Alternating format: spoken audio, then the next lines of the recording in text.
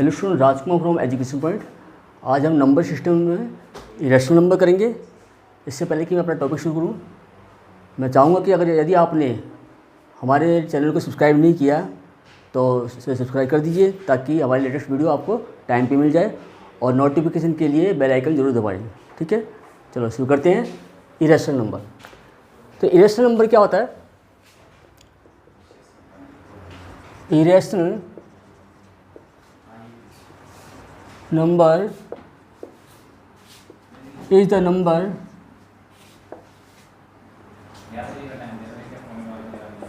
which is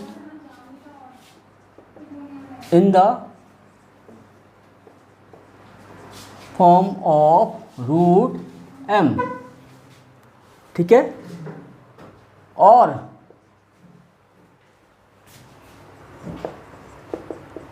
which cannot be expressed in the form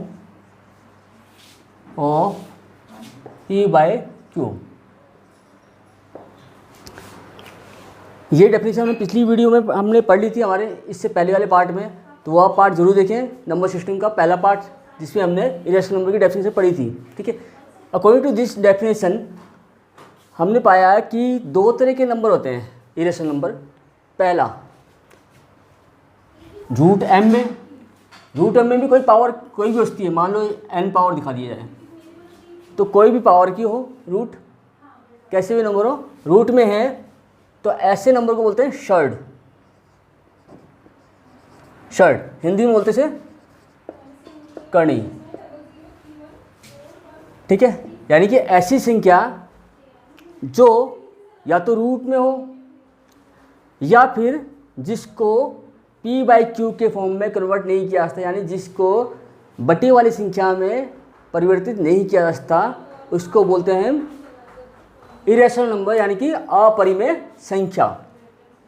तो इस definition के according हमने पाया कि या तो वो होगा शर्ट में, जैसे कि शर्ट पर कैसे एग्जाम्पल देते हैं, जैसे कि रूट 23, इसका स्क्वायर रूट नहीं होता 23 का, इसलिए रूट में रहेगा, रूट हटाया नहीं जा सकता। या क्यूब 4, क्यूब रूट 4, इसका भी रूट हटाया नहीं जा सकता, इसलिए भी क्या है, इरेशनल नंबर है। ये क्या है, irrational number.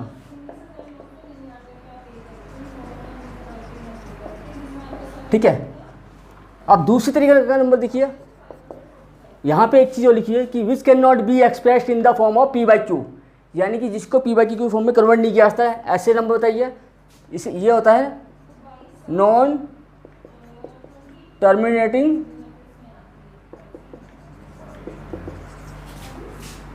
And non recurring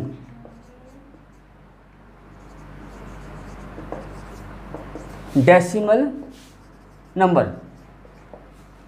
इसकी भी वीडियो हम ऑलरेडी बता चुके हैं, आप वो वीडियो जरूर देखिए इसके लिए। ठीक है, non terminate non recurring decimal number, यानी कि अनवसानी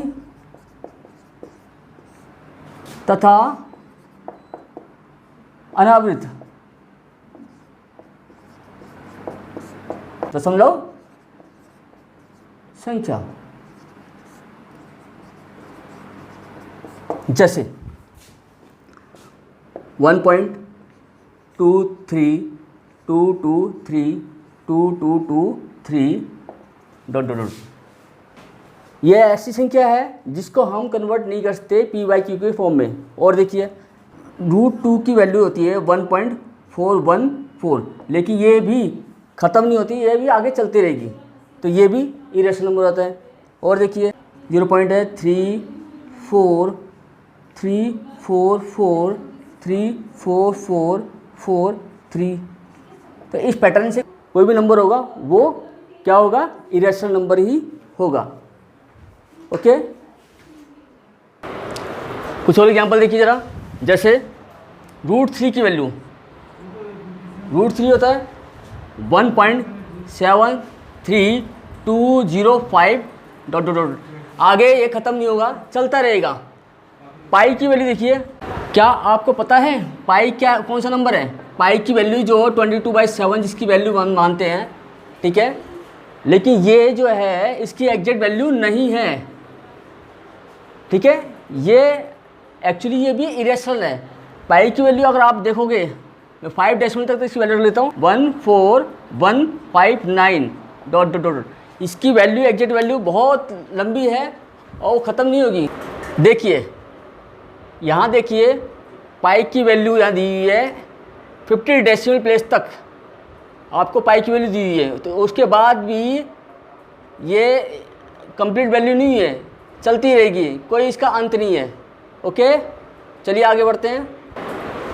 यदि किसी संख्या का रूट हट जाता है, जैसे मान लो लिखा रूट 25, इसका रूट हट जाएगा क्योंकि 25 का स्क्वायर रूट होता है 5, तो वो इरेशनल नंबर नहीं होगा। एक और देखिए, जैसे मान लो लिखा है क्यूब रूट 27, इसको हम ऐसे भी लिखते हैं 27 का पावर 1/3। अगर आप इसको सॉल्व करोगे तो इसे लिख सकते हो 3 की पावर 3 और ऊपर पावर है 1/3, इसको कैंसिल कर दोगे तो ये 3 हो जाएगा। तो ये भी इरेशनल नंबर नहीं है। तो याद रखें, इरेशनल नंबर वो है जिसका रूट हम हटाने की कोशिश करें तो भी ना हटे, ठीक है। चलिए आगे बढ़ते हैं। अब कुछ रिजल्ट पे हम फोकस करते हैं। यदि इरेशनल नंबर में कोई रैशनल नंबर प्लस हो, माइनस हो, मल्टीप्लाई हो या डिवाइड हो, तो क्या होगा इसका रिजल्ट? लेट कर लेते हैं। क्या जो रैशनल नंबर है को हम इसको r मान लेते हैं और इरेशनल नंबर को i मान लेते हैं, ठीक है। इफ इरेशनल नंबर में अगर रैशनल नंबर ऐड किया जाए तो इसका रिजल्ट क्या होगा? इरेशनल ही होगा। यानी कि अगर जैसे 5 + √5, ये क्या होगा? इरेशनल होगा, ठीक है।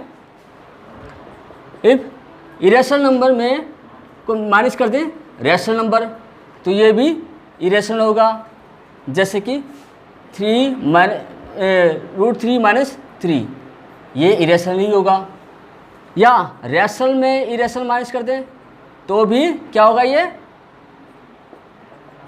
इरेशनल ही होगा, जैसे कि √7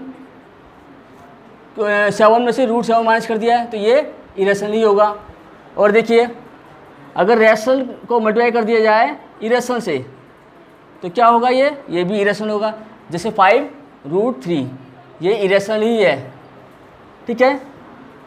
यदि रैशनल को डिवाइड किया जाए इरेशनल से तो भी ये इरेशनल ही होगा, जैसे कि 5 में ये 5 डिवाइड बाय √5, ये इरेशनल ही होगा, ठीक है। या फिर इरेशनल को डिवाइड कर दिया जाए रैशनल से तो भी रिजल्ट जो होगा इरेशनल होगा, जैसे कि